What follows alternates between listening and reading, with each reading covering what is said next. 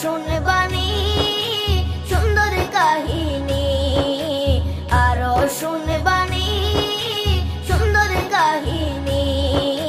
জান্নাতের ওই রুমে রুমে লেখা নবীর নাম, জান্নাতের ওই রুমে রুমে লেখা নবীর নাম। নবী রহমতে আলম নূরে মুজাসসম, রহমতে আলম নূরে মুজাসসম।